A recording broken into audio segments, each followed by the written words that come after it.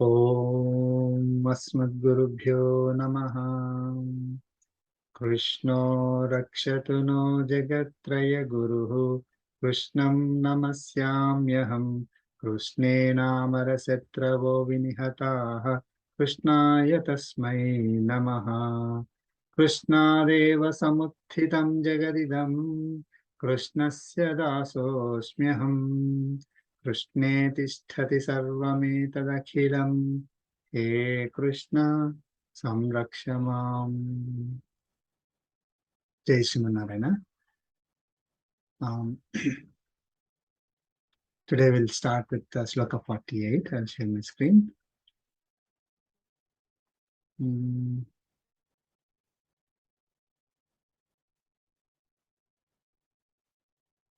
you see my screen? Yeah, we can see it. Okay, 48.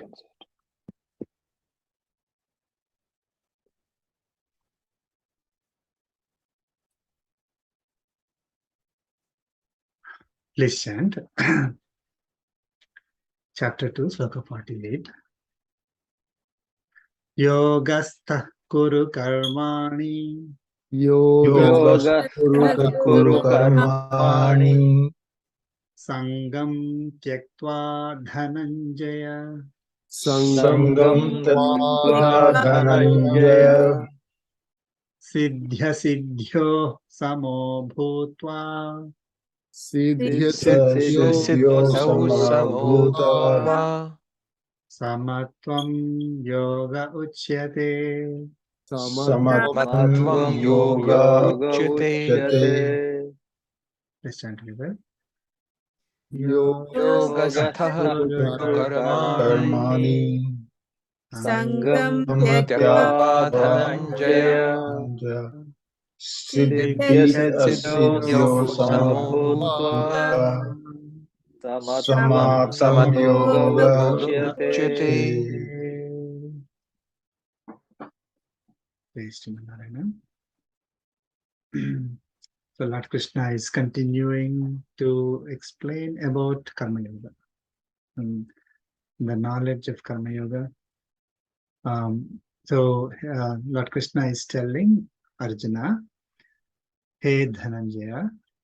Dhananjaya is another name of Arjuna. Dhananjaya literally means conqueror of wealth.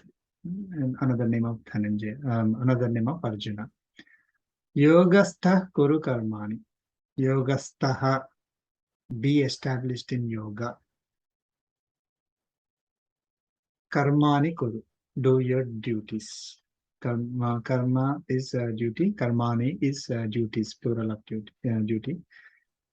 Do your duties. How do you have to do your duties?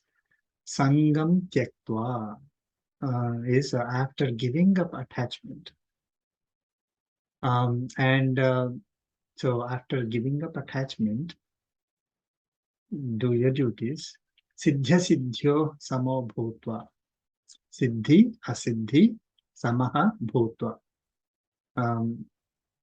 Siddhi means success, Asiddhi means failure. Samaha means treating them as equal. Okay.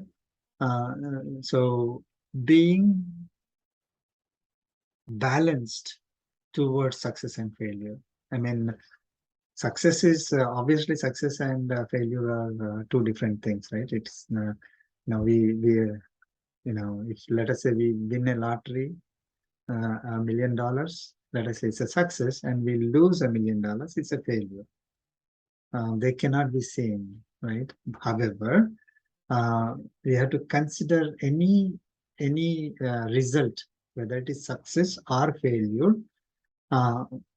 consider them with balanced mind. Okay, so when you do that samaha, that balanced mind, equal mind, samatvam yoga uchyate, such equanimity is called yoga, is said to be yoga. So this is the definition of yoga. Samatvam yoga uchyate. So yoga, what is karma yoga? If let us say you want to, if someone asks what is karma yoga, immediately think of one word: equanimity. Samatvam yoga uchyate. This is what Lord Krishna has given us the definition.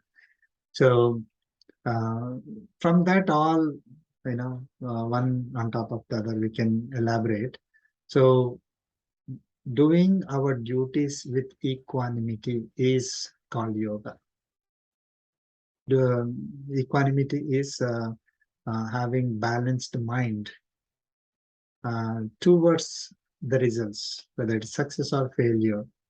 I mean, praise or criticism, pleasure or pain, win or lose, success or failure. So these are called dvandvas, opposites. Treating them with equal mind. If you do the activity, then it is called yoga. Then it is called karma yoga. Yoga and karma yoga are interchangeable here. So that is the definition. Equanimity, doing our duties with equanimity is karma yoga. Any questions here? This is one of the main important slokas of Bhagavad Gita. So sangam tyaktva, giving up attachment.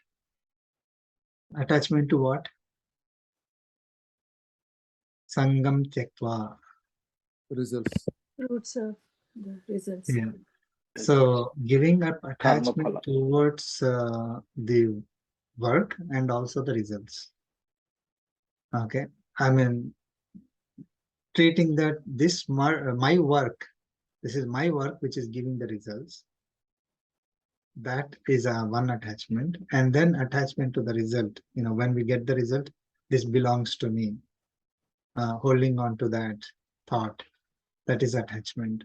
So giving up attachment towards the results, and treating the results with balanced mind, not getting overexcited when there is success or getting depressed when there is failure. So that is the balanced mind. If we do the activities, then it is called karma yoga.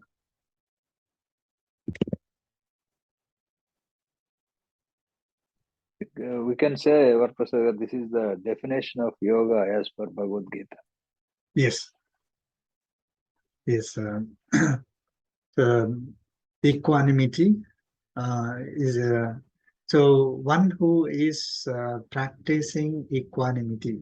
There is no word for that in English language. So, I was thinking what could be the word. I tried equanimist. There's no such word. I mean, I think that's important, right? Like Yes. we have to if we have to do anything, like let us say we read the entire 700 slokas of Bhagavad Gita, and there are so many practices in Bhagavad Gita, but what is the most fundamental practice that Lord Krishna asked us to do? What is it? This karma yoga. Yeah, karma yoga. Yoga. So then Yoga. okay, what is karma yoga? Then like a lot of things come to our mind. But again, if we go into like Equanimity. typically Balance. we need to have one word, one sentence, right? I mean, that is very easy for us to practice. So if we have to come up with one word, then equanimity is the word. Yes. And if we have Equanimity. to express ourselves, like I am practicing Bhagavad Gita principles, right? If I don't have the equanimity, then there is nothing that I didn't learn anything, right? Yes. I can say, oh, I mastered entire Bhagavad Gita, but if I don't have equanimity, then everything else is useless. Yeah. Right. So that what is that equanimity? We are of course Lord Krishna explains it. So, but we need to okay, I am the one who is practicing equanimity. I have So to that, maybe equanimist is word that we can come up with, and then say, I am equanimist. There is a Sthitaprajna word we can say. equanimous. Equanimous. Mus is there. I mean, equanimous is have Yeah. one who, like, again, still it is not a person. The equivalent Equanimous of person, Sthitaprajna probably. right? Can we say Sthitaprajna? Sthitaprajna is Yeah. the word. Sthita prajna is another word. The one who is having equanimity, that equanimity, when it is established, of course, it will come later, the definition for Sthita prajna, and who is a Sthita prajna, and all that will come. So the most fundamental thing is having balanced mind. So if we are saying that, okay, I'm practicing yoga, okay, that is, I'm practicing karma yoga. If I'm saying that I'm practicing karma yoga, then immediately the thing that should come to us is having balanced mind. Yeah. And what is balanced mind? Of course, we'll learn. So one is treating success and failure as equal, with equal mind. Means do not treat the results as our own. Do not have attachment to the results. Right? So of course we'll learn more. So this sloka 48 is defining what is karma yoga in one word. Samatvam yoga uchyate. I think it's very close to what Patanjali Maharshi gave. Yogaha chitta vritti nirodha. I mean, yeah, when the oscillations stop, chitta vrittis, maybe in his mind, that's also equanimity. Equanimity, yes. Wonderful, wonderful, yes. It's very good.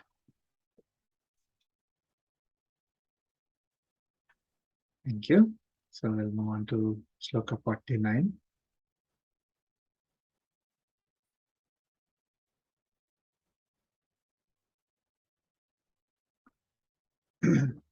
Please chant. Durena hyavaram karma. Durena hyavaram karma. Buddhi yoga dhananjaya. Buddhi yoga dhananjaya. Buddhau sharamanvichcha. Buddhau sharamanvichcha.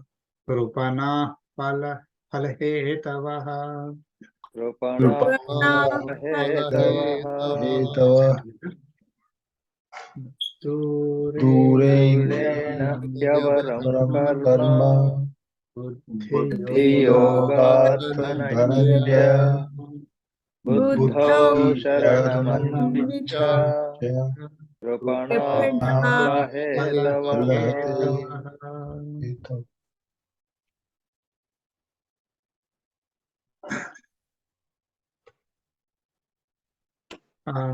Again, Lord Krishna is addressing Arjuna as Dhananjaya. Hey Dhananjaya, Arjuna. Durena hi avaram karma buddhi yogat. Okay, so we have to rearrange karma buddhi yogat durena avaram hi. That means karma is work, any work. Just karma. Okay, karma is literally means work, any work that we do. Okay, typically a work is performed with desires, right? I mean, I have a particular result in mind and I do the activity. I mean, that is a typical tendency. I mean, typically that's why we do any work. If you ask somebody, why are you working? They'll say, okay, I'm working for a result. I'm working to satisfy some desires that I have. Okay, so if you, let us say there is nothing for us to do, I mean, get as a result, everything we have, right? If I have everything, then the tendency is to not to do any work, right? To get those things. But of course, those people, let us say if somebody has a lot of money, then they will do the work related to enjoyments, because the enjoyment is something that they can get still. Now, if let us say somebody has a lot of money and he doesn't have any more desire to earn money, they will not try to do work to get more money. That is a typical tendency. So karma is just work that is um, you know with desires in mind, work that is performed with to satisfy our desires. That karma, buddhi yogat durena avaramhi. Buddhi yogat. Um, Buddhi yoga is what Lord Krishna explained earlier. Duties, buddhi yogat. Buddhi yogat, karma is silent there. So any work that is done with desires is durena avaramhi, is far inferior compared to buddhi yogat karma, that is duties performed with equanimity. Okay. So buddhi yogat is yoga, as I said, is karma yoga, right? Yoga, you can treat it as a knowledge, or knowledge to do the work, or it is karma yoga, right? So karma yoga, he explained earlier. What is karma yoga? Any duty that is done with equanimity. So karma, buddhi yoga, inferior. Okay, far inferior, not just inferior. So karma done with desires, duty done with desires is inferior compared to buddhi yoga, compared to karma yoga that is done with buddhi. The buddhi is the equanimity. Got it? So now this is very important. So after this we'll discuss further again. So Buddhau Sharanam Anvicha. So he is Lord Krishna is advising Arjuna, seek refuge in equanimity, buddhi, right? In the, that buddhi, which is equanimity or balanced mind. Buddhau, in that Sharanam Anvicha, seek refuge. Okay. Phalahetavaha krupanaha. Krupanaha are those people who are pitiable. Okay. I mean,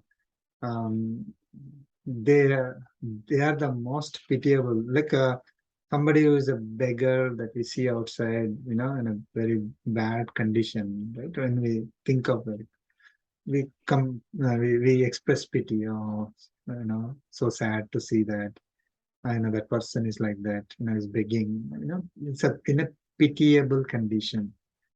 Not having money, not having some, let us say some arms or legs or eyes, and begging on the streets. You can imagine people have pity on them, or some animal which is hurt, is shouting with pain. So people would show pity on that, right? Phalahetavaha, what Krishna is comparing. So now imagine this. Those who perform works with a motive for results. Phalahetavaha. And those who are working to get the result. Their motive is to get the result. Okay. The reason why they are doing work is to get the results. So anyone who is doing the work to get the results with the motive to get a particular result, that is the only reason why they are doing the work. Their duty, okay, is krupanaha. Just like those animals or the beggars on the street, or some orphans, they're crying, small baby crying on the road. People fall pity on those people. All of us who are working towards with that intention of satisfying our desires. That is the only motive for us. Palahetavaha, we are the people who are who have the motive to get our desires fulfilled and do the work for that purpose. We are the most pitiable people. Because we are going to be, if we are like that, then we will acquire karmic bondage, right? And we will end up in more and more pitiable condition. Nobody can lift us. I have a question. Not question, sir. Yeah, Sure. in this process, definitely it's a proven science. I mean, whatever Krishna is saying, and we are all trying to follow this path, right? I understand we don't really look for the fruits. We'll do our duty. And if something happens, really, unexpected thing, really happy, that one should feel happy, right? Okay, when something happens, yeah, I feel happy, and immediately I'll tell myself and go, okay, offer it to whatever is Bhagavan's blessings, right? But even feeling happiness, what is it? I mean, is it okay? I mean, I know Bhagavan is not saying be sad or anything. You are not saying that, don't feel happy. But if Yeah. something that happens, really, I feel so happy, I guess, say, am I, even though I keep telling myself, okay, it's not you, or, something, God's blessing, how do you define that happiness? Like, do I even enjoy that happiness? Should I? Yeah. So that is the sloka that we read in, as part of the prayer, right? Tena tyaktena bhunjitaha. Like we are allowed to experience, we are allowed to enjoy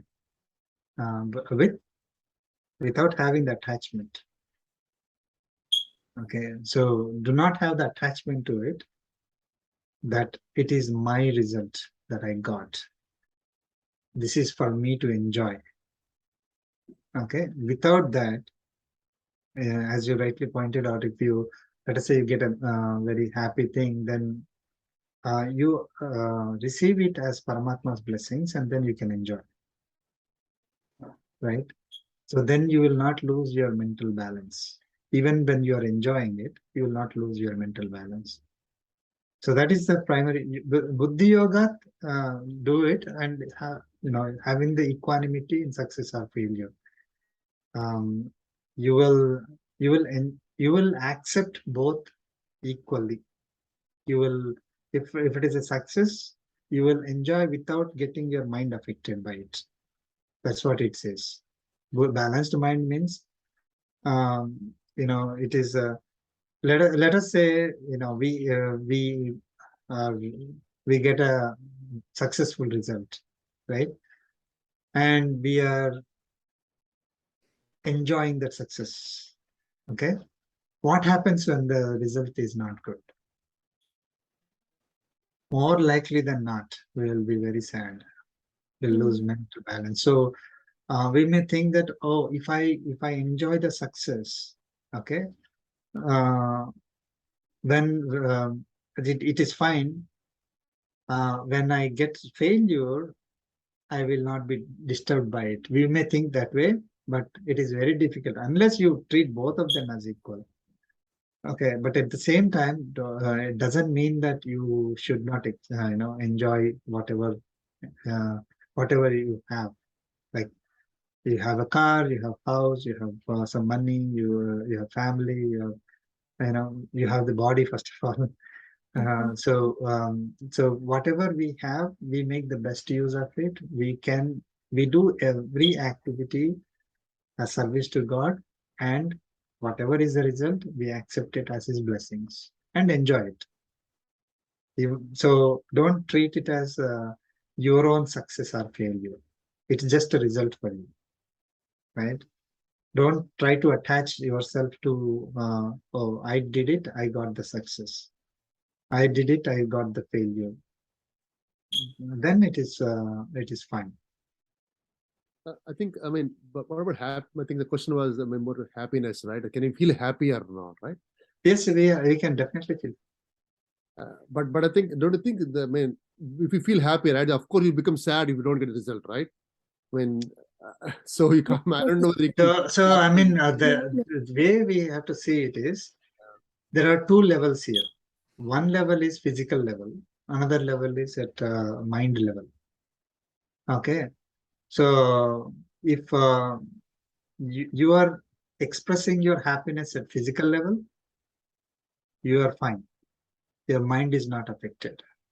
If you are expressing your happiness at mind level, you have to be careful. Okay. So physically you can enjoy. Okay, because that is an enjoying experience.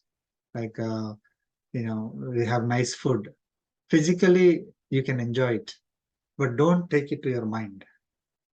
So that is where the difference is.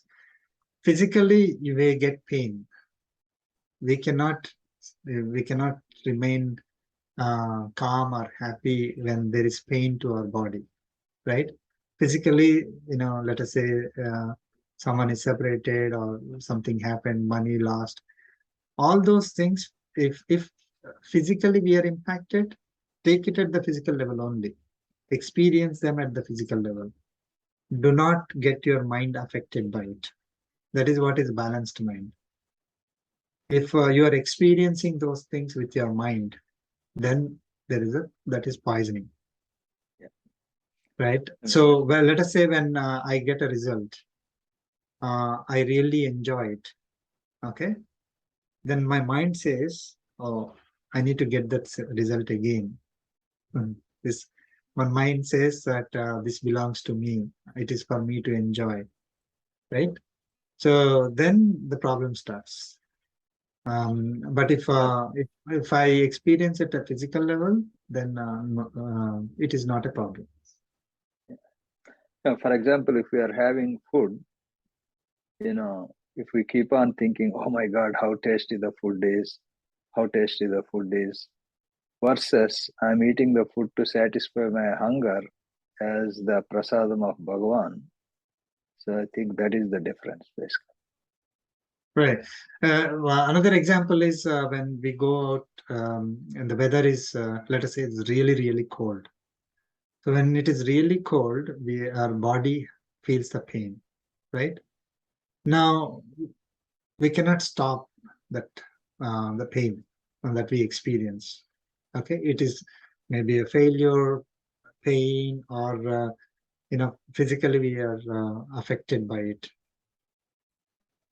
Even those who are following karma yoga are also physically affected by it. They are not immune. Their body is not made of iron, right? But they are only affected at the physical level. They will not,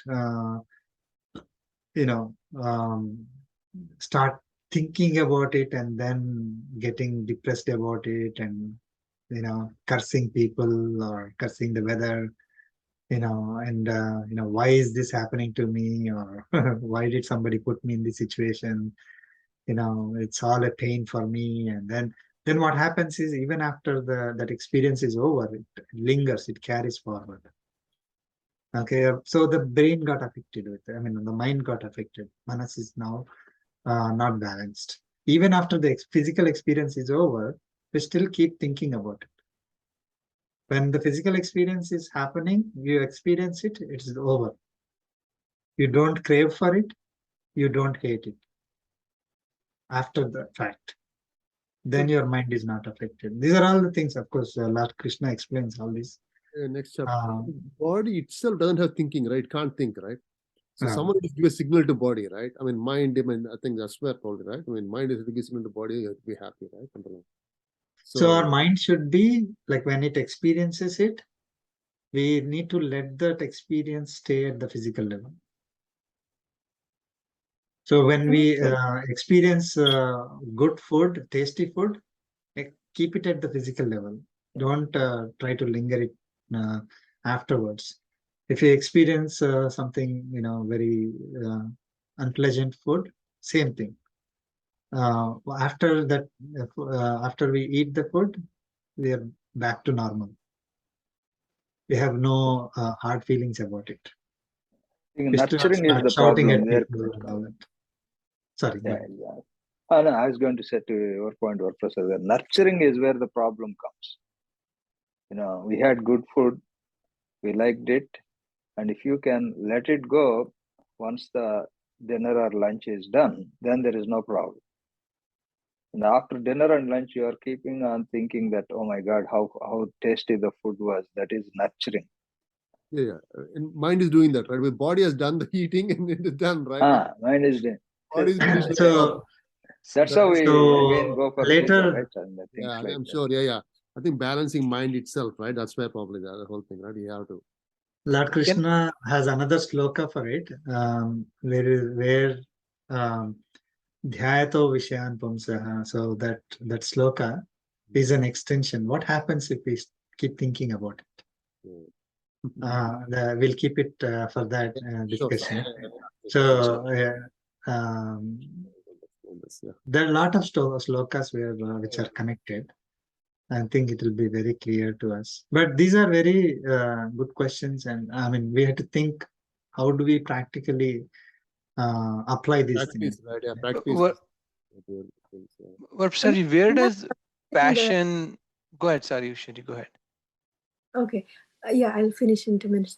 I'm not. I don't mean that I want to suppress anything, either dukkham or sukham. But what I'm saying is, it's not an issue or a problem. I'm thinking nothing is really making me really very joyful these days. I'm sure I'm not at Sthita Prajna level. I'm not reached there. Is it my life becomes so boring, or I don't have that high goal or whatever the good goal. You Even are things I feel much more. I'm not feeling I mean, anything. sorry to I'm sorry. interrupt. Like it actually comes little later. Lord Krishna answered your question, and also in 6th chapter. So basically, we are satisfied with ourselves. So Okay. when we are satisfied with ourselves, we don't depend on happiness on outside. You don't put in others' hands. Yeah. So you're always happy by yourself. Okay. So unfortunately, we are in a state where we still define happiness is coming from outside. That's true. If we remove that, happiness is within me, always with me, and start experiencing that happiness. Okay, then there's nothing like it, because anything that is coming from outside cannot give you that much happiness, and it is 50% chance, right? Probability is 50% only that we'll be happy. Like if you have all the events that are happening, some will be success, some will be failure, some will be happy, some will be sad. So, and because of all our limitations, maybe more sad events happening, more unhappy events happening for us. And initially when we went through why Bhagavad Gita, right, we went through that logic where even the happy event becomes sad event later and all that. So more and more unhappiness we'll start experiencing if we are dependent only on the external influences, all right, external triggers.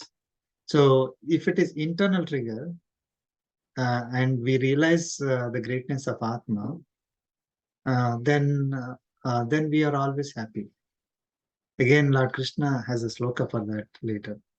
We'll see that. So it is nothing wrong with it.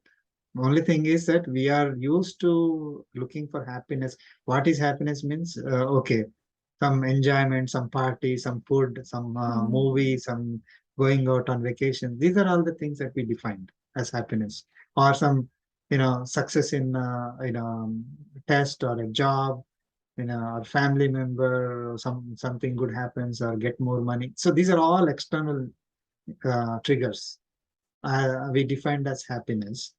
And slowly when we realize, when we are looking inwards, right? When we are focusing ourselves on Atma and not so much on the success from that is coming from outside, happiness that is driven by the success that comes from outside, then we are, those things will, will not be affecting our mind. I think that is what is happening. So then you think, oh, earlier I used to feel happy for that, but now my mind is not, my mind is balanced. It is not getting overexcited.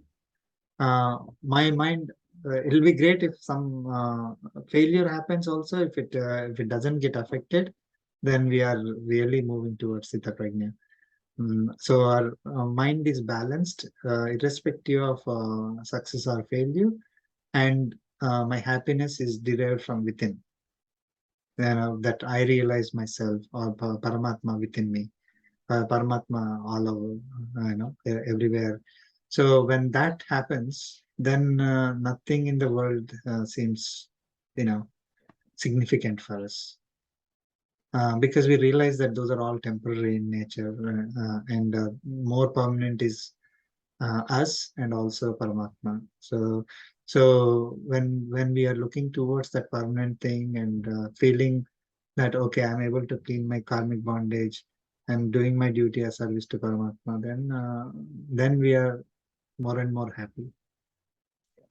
And satsang also is very critical in this process, and I think we are spending a lot of time in satsang.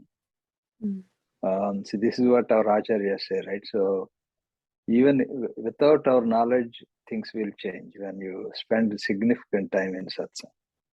Because I think we are doing, Gita, we are chanting, we are doing yoga and attending temples. So then where is the time even to think about external factors? So that slowly will change us. Thank you. Right. So this in this sloka, Lord Krishna said, "Karma buddhi yogat avaram." So karma, which is done with desires in mind or motivated by desires, is inferior compared to karma yoga. Okay. Now, it is very important to understand this, that the activity is not changing. How we do the activity is changing. The same karma you can do with desires in mind, with results in mind, motivated by the results. That is regular karma.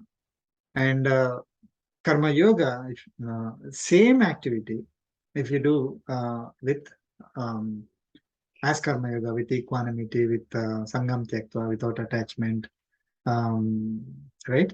So if you're doing that activity as karma yoga, so when you compare this to karma done with desires in mind to satisfy our desires, is always inferior compared to karma that is done without the desires, without having attachment. So it doesn't mean that you have to change your activity in order to do a better job. Any activity becomes better by itself if you change how we are doing it.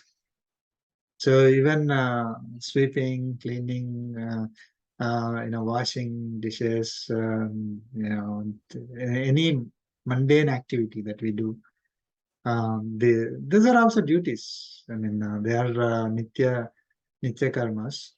So even nitya karma becomes better, even though it looks, I mean, why am I doing this this stuff, right? Compared to other stuff like enjoyment. Now that is where the problem is. Now that enjoyment is not your duty actually, and then you are doing that activity to satisfy the desires. So washing dishes is actually better than, going out and having parties. But unfortunately, somebody will be thinking that, oh, why am I washing dishes? I should have been going out and enjoying with friends, having, party outside.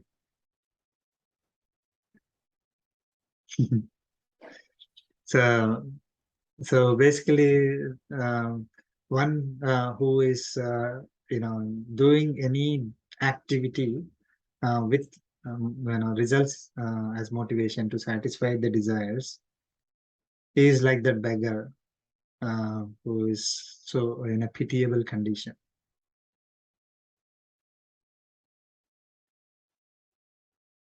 And these are very powerful. I mean, we never think in that aspect, right? We think, oh, these people are so great, celebrities and money, and they have money, they're enjoying, they're posting all their enjoyments on net, and then showing off the great experiences. I wish I was like that, and we don't want to be like the beggar on the street, who is not having proper clothes, proper body, not eaten for a long time. Right. So we have to really, we have to take refuge in equanimity. We have to always,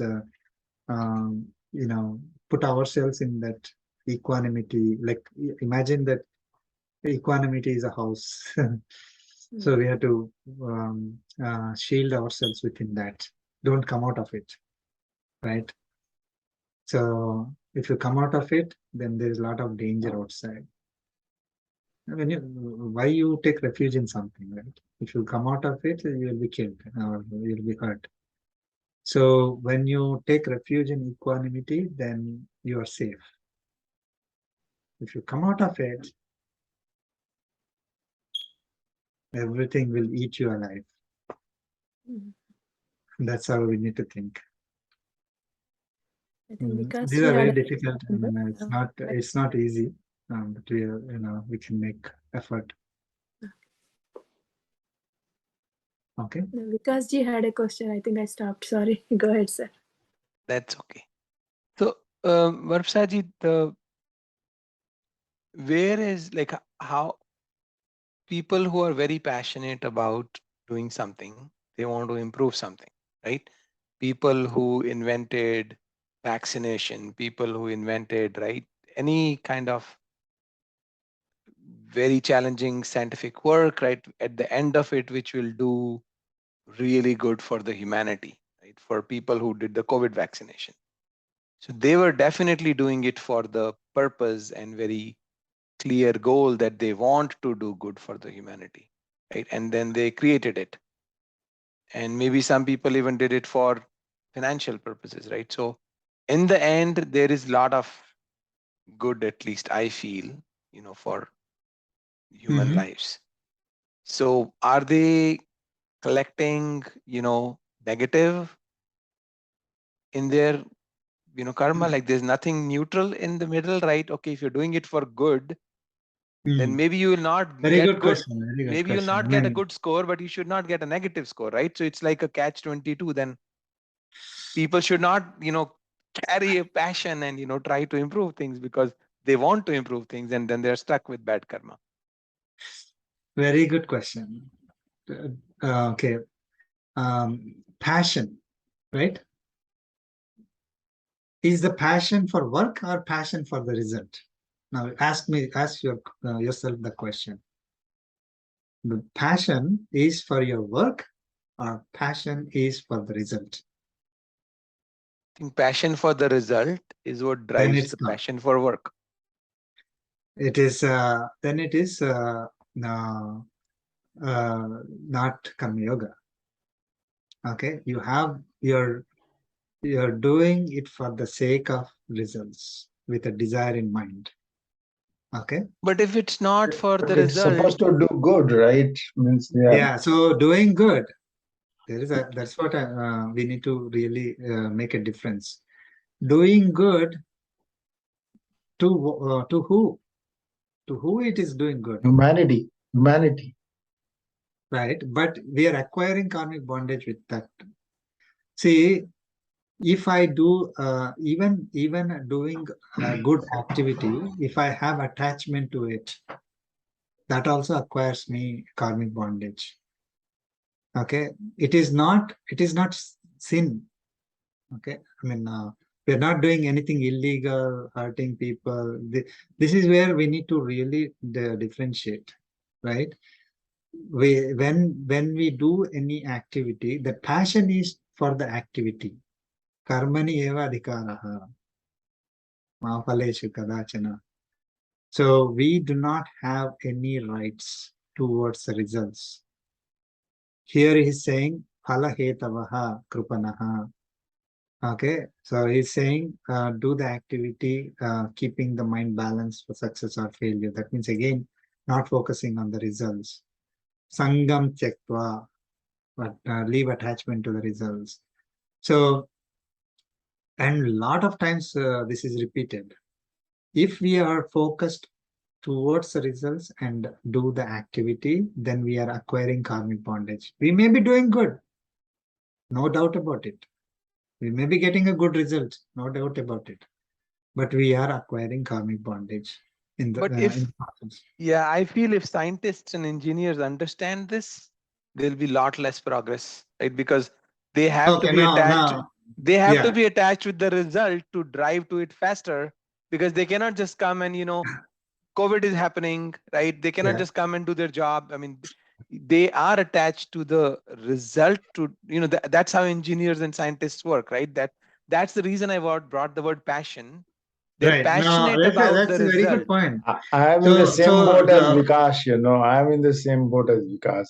I think it brings us to the topic we had before. Means, what is a Bill Gates better or a Shyamja is better for the society? You know, I could be all equanimous, balanced, and all that sort of stuff, right? But at the end of the day, he had a passion. He did something, you know, about computers, and he made a lot of money on the way, right? Which helped people, and it's helping a lot of people there. So I don't I'm know. not That talking is the about different part that I'm I okay, was not here, understanding. talking about material successes, right? I mean, there, I think different. What I'm saying is, right, I'm like more specifically thinking about, when that at the end of it is very tangible, like, so COVID vaccine was like in my let mind, me ask you right? a question, because I Yeah. understood the question. Now your point is the results motivate people. Always the results motivate people. That is your point, right? If I don't think of the result, that okay, the vaccine, the vaccine is a result which will clear the COVID from the society. That is the result, and I Right. need to do that. I need to achieve that result, right? That is motivating me. Okay, then only I will be able to do the work. That is one way of thinking. The other way of thinking is, what is your duty there? Your duty is as a like a, let us say, a person who is a whose duty is to find cure for COVID. He has to do his duty, right? So this is where the problem So I think is. they are doing the duty, right? So it's not that Exactly. they're So not then finding it. it should not. I mean, the result. See, the difference is this: if someone is motivated by the result and then doing the duty, they get attached to it. They do. And They that's the right, scientific passion, right, right? right. Now let me see. There are pitfalls to it. Karma Yoga goes through all this. I mean, this is a very good question. Lord Krishna answered in several. So if I, let us say, get a temporary result which is not positive, okay, I'm doing my duty with the result, end result in mind, okay, and I got some temporary setback. People are going to leave, right? If they're motivated by the result and they think that the result is not what is going to be expected, they will not complete their activity. They will leave in between. We see that in several places. They do not go all the way. Okay, so that is one pitfall. Second pitfall, they go ahead and probably complete all the activity. Now finally, when the vaccine is released, maybe it is not effective. Now if they are attached to the result and the only reason why they work is that the result is going to be positive, That is what motivated for them. And imagine that vaccine is now not successful. What happens to those people who worked on it? They'll be depressed, right? They'll be sad. They'll shout at people, all that, or they may kill themselves, in the extreme cases. So it is, if we are thinking that that is the result I am going to get by my work, that motivates me to do my work, because my work is going to give the result I want. Okay, that is a classic pitfall for karmic bondage, because I'm saying that my work alone gives me the result. The result, when it comes, I need to claim I have rights to the result. Whether it's, in case of vaccine, even if it is something that is good for the society, if the result is good, I claim rights to it. Okay, and then my ego grows and all that stuff. If the result is not good, then all hell breaks loose, right? So because they think, oh, I wasted my 2 years of life, or they say I did everything, but this person did not do the right job. So all these things will happen. They will develop hatred. They will develop greediness, because I invented something that helped the entire society. Now I need to be appreciated by money or through some, any awards and things like that. So they're basically getting affected by the result. First and foremost, the result is not purely because of our work. Okay, so if we are focused only on the result, motivated by the result, there is pitfalls all over the place. It doesn't mean that we should not do the work with passion. That is what Lord Krishna is telling. You have the duty to do your work. You cannot skip the work. We have to do it. Leave the result to me. Leave it. Whether you get success or failure, keep it aside. You focus. You do your work. If you are a scientist who need to invent vaccines, you have to do it. Don't care about intermediate results. You go all the way with 100% passion. Now, if the result is still not good, right, then you are not affected by it. That is what it teaches us, the karma yoga. So we have to focus on the duty, not on the result. That is the bottom line. Now, Lord Krishna tells Arjuna, right? You fight. If you are successful, you will enjoy the kingdom. If you fail, then you will reach. Of course, you will lose, but you will get a better life. So, for us, when we do the activity properly, as Lord Krishna mentioned, focusing only on the duty, not on the result, doing it with equanimity, leaving the attachment. Of course, we'll define more for Karma Yoga. If we do the work as Karma Yoga, then more likely that we will get a better result than what we are doing the other way. It may think, because we are used to, oh, result motivates me, that kind of attitude. We think that as soon as we take out the result from the equation, suddenly we say, oh, we'll become lazy, will not be focused. That is what we think. But if you really understand Bhagavad Gita, we will be even much more focused than the other one. Okay, we will not be affected by anything. We will be just doing our duty. If we are focused on the result, okay, the result is going to be, I'm going to invent and I will become famous.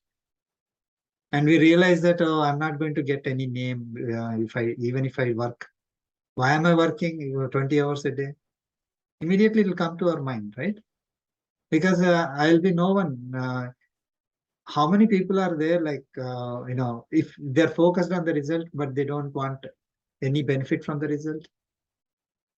It doesn't make sense, right? If I'm focused on result, I'm expecting some benefit from the result. As soon as I come to a conclusion that the result is not going to give me benefit, I will stop. That is classic corporate world. If let us say the boss is not going to appreciate you, you will stop working. You'll not do the duty. So because that is so the focus, okay, or I'm not going to get bonus this year. Let us imagine, say all the companies in the world today announce that there is no bonus for this year. Next day onwards, the productivity goes down completely. Right? Even though they're getting salary. So, I mean, in fact, don't we this have is to on the live, result. don't we Right, have to like work in the system that's, I mean, but that's a small point, right? I'm saying if that is how the corporate world is, and if you are working in the corporate world, if you're not focusing, I mean, I think you're still focusing on the goals, you're just not getting attached to them. But I think Yeah. my point is still the same, that I think your attachment to the goals, or at least focus on the goals, I should say, not attachment to the goals. You have to focus on the goals. There is a difference between goal and result. Okay. Your duty has a goal. Right? You focus on the goal, not on the result. So my what is my goal? I have to make 100 computers today. Right? That is, and then I divide my activity, and then I will start working towards that goal. I'm not worried about what happens in the end or in the middle. The result doesn't bother me. I could make 100 computers, I could make 50, or I could make 150. I could be praised, I could be criticized. I could be given bonus, I'm not given bonus. Nothing will impact me. I just need to do my duty of making 100 computers. That is the goal. I mean, without a goal, there is no, we cannot even define what I need to do, right? I mean, the goal for Arjuna is to fight and win the war. Fight, of course, he has a duty to do that. He has to kill those people who are doing bad for the society. So there is a goal there. But whether killing of those people happens or not, that should not be the focus. Once I define the goal, right? Okay, I have to participate in the war for Arjuna. He just had to focus on fighting. Whether somebody's what result is going to happen, immaterial for him. Some result will happen. All right. So when the result occurs, treat it with equanimity. No, I mean, See, in fact, there will definitely be success or failure. See, that's the thing, right? So based on the goal, compared to the goal, the result is a success or failure. Okay. But then if you are defining a success, that means there is a result-based decision you're taking. There will be result. When every activity will have a result, and every activity will be, from our point of view, a success or a failure. Because we are working towards a particular goal. We are doing some duty, right? When we are doing the duty, there is a goal for the duty. That goal for that activity where may be successful or failure when I complete the duty. Right? So that result should not motivate me. That is what Lord Krishna is saying. Don't, and one more thing is that typically we start with a desire in mind. Then derive a goal for it through, that is the opposite way. So we have a desire to, let us say, have some enjoyment. And then that derives into my goal, like, okay, I need to earn $10,000. Now that $10,000 will drive me to what kind of work I need to do. So this is the opposite. We have to focus on duty first, right? Whatever is the allocated duty for us, we have to do that, then accept whatever result we get. But the other way, today, what happens is we have a desire in mind, and then we define a goal to satisfy the desire. And that to satisfy that goal, we define our own activity. And that is where we land into problem.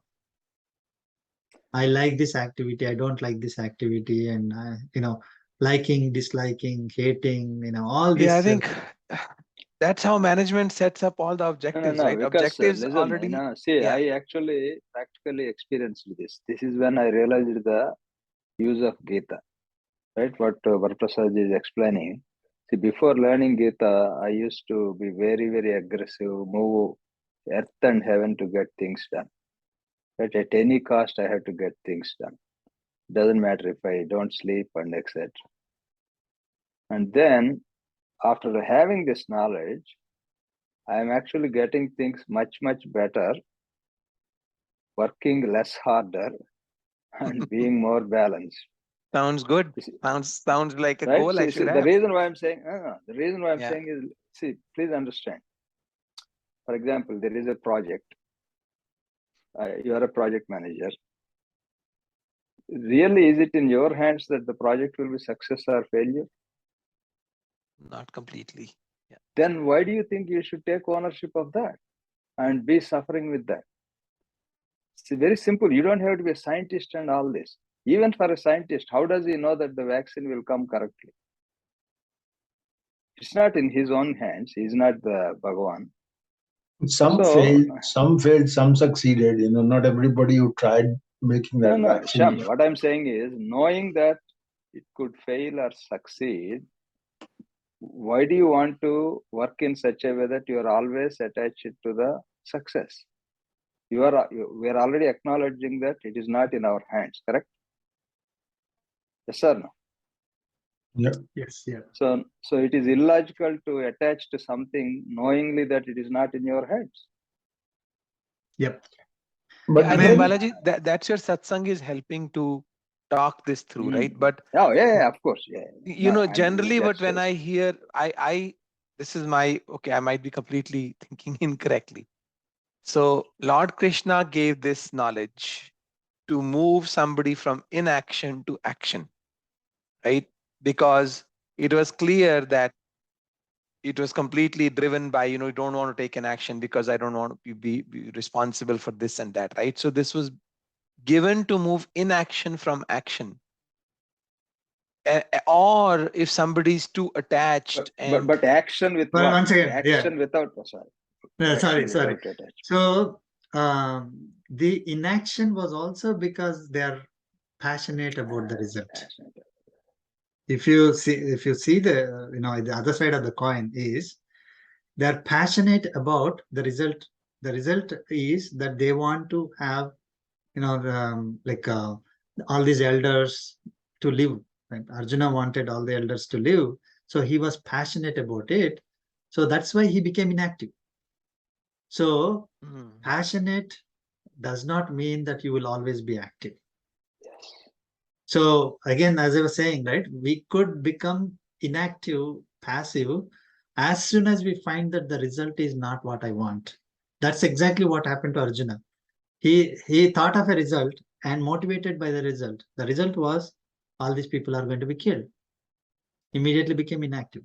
He didn't even want to try, even though it was his duty. Okay. So I mean, that is if we are passionate about the result, we could become active, too much aggressive, and then lose our mind. And all the we may have some physical problems with it associated to it, BP, sugar, and everything. And we may become greedy, and there are instances where people who are passionate about the result, they tried a little bit. Classic case is Theranos, that lady. Theranos, what's her name? Elizabeth, I think it's Elizabeth. Yeah. So she was passionate about the result. She wanted, with a small drop of blood, she wanted the entire blood test to be done. So the result motivated her little bit. She thought she will get the proper result with her work, and they realized that it is not going to come.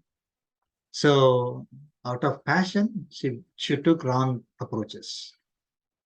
Okay, people take shortcuts. People become greedy. People start hurting others, right? So when we are passionate about the result, we may not take the right approach. We may go down. Even this, like Theranos, that lady, she's going to be jailed for 20 years, or something like that. So No, so what's she's rich enough to get the bail, I think, right? I mean, yeah. I mean, What happened? I didn't see, know that. this are the typical cases, right, where they know that they're going to fail, right? I mean, they just have an idea, but again, it's just a hypothesis, right? That's the problem. To your point, you're right. I mean, it's just the greed that just takes them, pulls them along in that way. Yeah. Yeah, one may become greedy because they're passionate about something, right? So they're passionate about, let us say, having a $10 million, or they're passionate about becoming famous, like the FTX guy. He was passionate, and then what did he do? I mean, he lost $16 billion overnight. Lost a lot of people's money, That, yeah, right? that, The what entire you call economy is now going cryptocurrency. down. So becoming passionate is not the right approach. Sorry, becoming passionate about the result is not the right approach, because it has a lot of pitfalls, and we can give so many examples.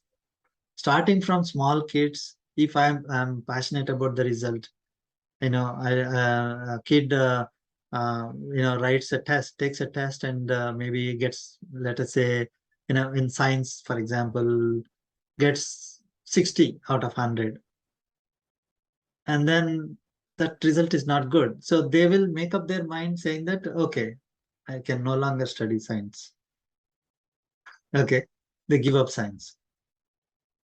Okay, so then they go to some other field, but probably that result was not in their hand. Maybe the exam was too tough, or maybe on that day somebody he's not well, or probably he couldn't think. So over a long period, he could have become a scientist if they really put effort, right? So if they totally get demotivated and then leave the work, that may also happen. So passionate about the result has so many pitfalls. Passionate, just focusing on the result. That is, I mean, this has nothing to do with karmic bondage. We are talking about in practical terms, materialistic terms. Now, Lord Krishna is taking it to a next level. Being attached to the result and doing the activity is actually acquiring karmic bondage. So we have to experience that karmic bondage by taking on, multiple lives. So we may do good. We'll learn in Bhagavad Gita that doing good doesn't mean that you'll get moksha. Okay, because they're like golden shackles. Okay, so they're still shackles. They're still restricting our freedom. Of course, they are made of gold. We can feel happy about looking at gold, but we will never be free. So doing it as karma yoga frees us. There will be no shackle, no chains around us. We'll try to do one more sloka, 49, 50, right?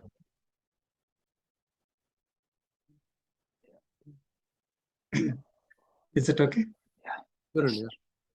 Thank you.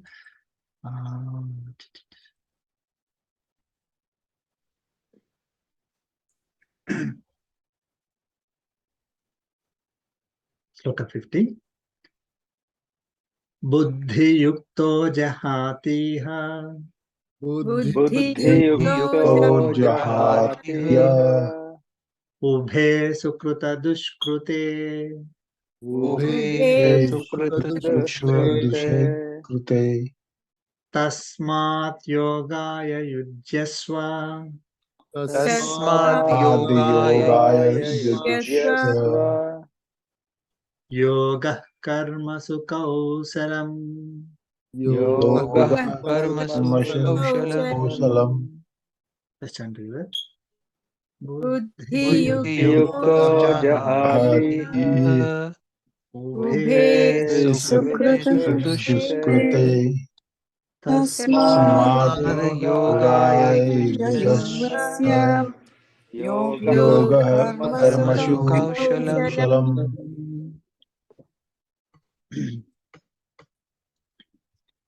Kausalam. So in this sloka, Lord Krishna is saying, Buddhi Yuktaha. Buddhi Yuktaha is one who is fixed in or attached. Yuktaha is attached or fixed. Buddhi is what we learned earlier, the Buddhi of Karma Yoga, which is equanimity. So Buddhi Yuktaha, one who is fixed in this equanimity, whose mind is fixed in equanimity. And Ubhe Sukruta Dushkrute Jehati Iha. Ubhe Sukruta Dushkrute. Like Sukruta is good result. Dushkruta is, sorry, Sukruta is good activity. Okay. Sukruta. Dushkruta is bad activity or bad deeds. Okay. Ubhe Sukruta Dushkruta. In the good and bad deeds. Okay, so in good and bad deeds, in both good and bad deeds means in the results of good and bad deeds. Okay, Jehati Iha. Jehati is giving up. So Jehati, giving up the attachment to the results of both good and bad deeds Iha in this life. So it's we need to read it together. So one who is fixed in this equanimity mental disposition gives up the attachment to the results of both good and bad deeds in this life. Tasmat, therefore, yoga yujyasva. So Lord Krishna is instructing Arjuna, yoga yujyasva. Be ready for this yoga. Be ready for this mental disposition of equanimity. Okay. Yogaha karmasu kausalam. Yogaha is the equanimity. Karmasu in duty. So equanimity in performing the duty. Kausalam. Kausalam meaning is perseverance, right? If you are applying to the people, then it is wise. If you are applying to an activity, so perseverance.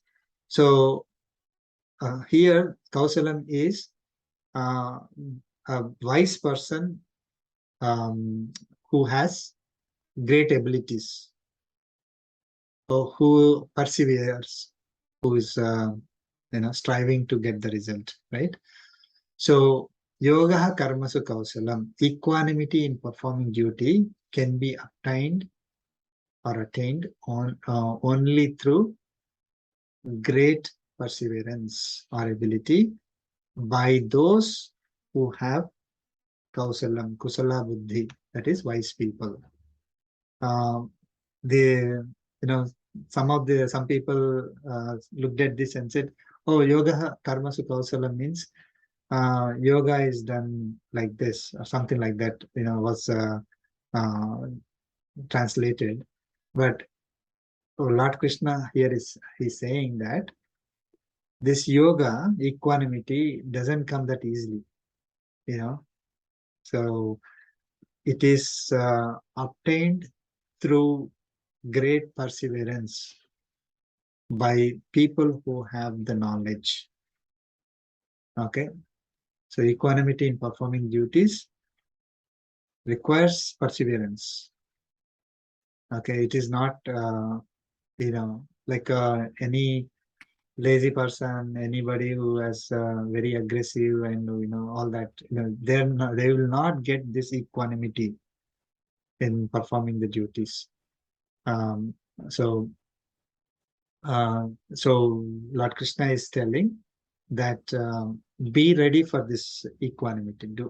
Get yourself prepared. With great ability, that the great perseverance, you are going to achieve this equanimity, right? So here Kaushala means we should understand it as perseverance. Perseverance. Perseverance.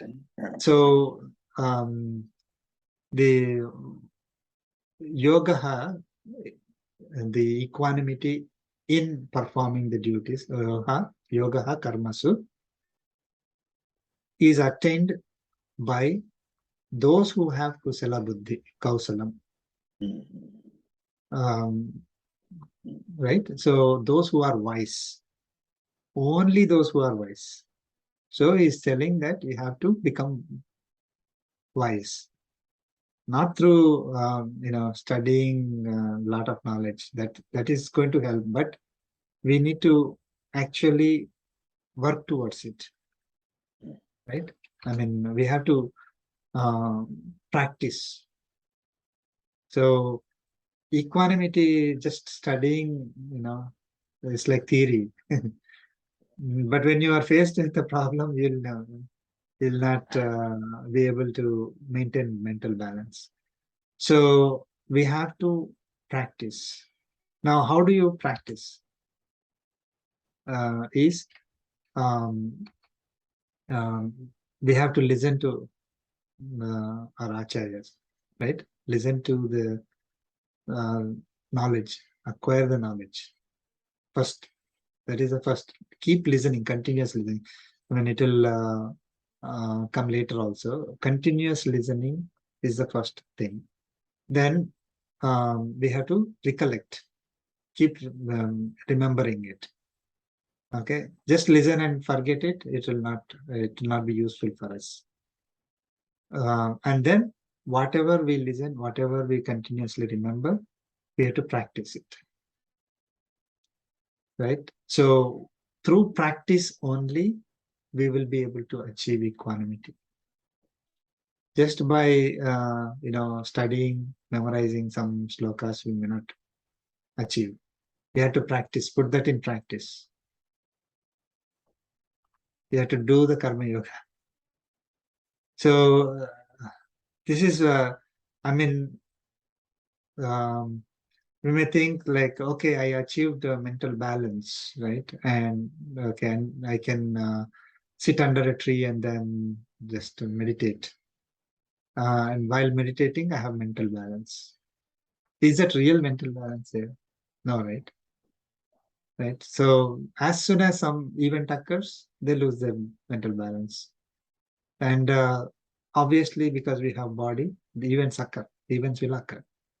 So we have to put that in practice. Like we have to, whatever Lord Krishna is giving us in Bhagavad Gita, all the practices, karma yoga practices, we have to do that. Throughout Bhagavad Gita, so many practices are given. So we need to start applying that through perseverance. We may fail initially, but we will succeed later. So through perseverance, the wise people attain equanimity. They will be able to start performing the activities as karma yoga. Professor, if we correlate it back in the very beginning, the first class itself, you kind of explained the paradigm shift that happens when we learn Gita. I think this was what you were referring to, probably. Yes. The total paradigm shift. How we were doing earlier to how we should be doing. on the outside, it will look like, oh, I'm not going to enjoy, I'm not going to have money, I'm not going to have success, I'm not going to have happiness, I may miss out on all these things. It will appear like that. But those will also come, but at much better state of mind that we will have. And might be with greater ease, right? When we put these things into practice. Right. Yeah. So, buddhi it gives up attachment to the results of good and bad deeds in this life. So why did Lord Krishna say good and bad deeds?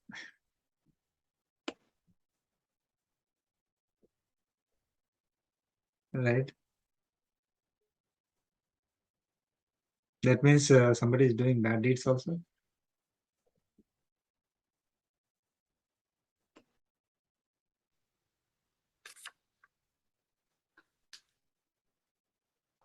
Every word in Bhagavad Gita is very deep. So Arjuna, let's take Arjuna's case, right? He's killing those people, bad people. So from that perspective, it is a bad deed, right? Now, if Arjuna is killing, is he going to get the sin? No. Only if He does it. If he does it with revenge, right? If he does it with revenge. Only if it is done with buddhi, done as karma yoga, with giving up the attachment to the results. Only then it will not bite him. But if he is killing the enemies, I need to enjoy this kingdom. But he may not get sin, right? Even then, he may get karma yoga, karma, but phala, but he may not get sin, right? Sin is different from karma, right? Because if he's killing enemies right? I mean, he's killing enemies still, right? That's a good point. I mean, that's why word sin, right? Little bit confusing. Controversial, right? Anything that keeps us in karmic bondage, we should consider it as sin. Okay. Once we learn, I mean, what is sin? In our mind, sin is what gives us bad result. Right? I mean, that's what we associate sin to. Like, may not be immediately. Like, let us say I did some activity. Let's say somebody hurt an animal for no reason. It is sin. Nothing happened to him at that moment, right? But it is going to bite him later. That sin is going to bite him later. If you get karmic bondage, same thing will happen. It is going to bite. So the fact of getting karmic bondage, we will start treating it as sin. Anything that acquires us more karmic bondage is sin. Anything that releases from karmic bondage is not sin. For us, even getting another human life is also binding, right? It is also painful experience. So maybe born like Bill Gates in the next life, but still it is binding. So that becomes sin. So I mean, we can take it in both ways. I'm really doing something hurting and not my duty, but I'm taking enjoyment in hurting is definitely a sin. But I'm doing my duty, but the duty is done with thinking that this is my work, I am doing it, this result is for me, for my own enjoyment. And the duty is what I am supposed to do. That may not give us a sin in terms of our regular definition, but it will acquire as karmic bondage. And that is considered as sin because it will take us away from Paramatma. The more karmic bondage we get, the more difficult it will be for us to get closer to Paramatma. Sure, thank you. Yeah. Thank you so much, Andy. A nice discussion. Share your questions if you have any. If you are getting any questions, you can share offline also. Okay. Thank you so much. We'll conclude with the concluding prayer. Ayena vacha mansendriyerva buddhyatmana va prakriti svabhavaat karomi yajjat sakalam parasmai narayanaye samarpayami. Srimannarayanaya samarpayami. Sarvam Shri Krishna Arpanamastu. Om Asmadgurubhyo Namaha. Jai Sri Narayan. Jai Sri Ram. Jai Shri Ram. Jai Shri Manara, sir. Thank you.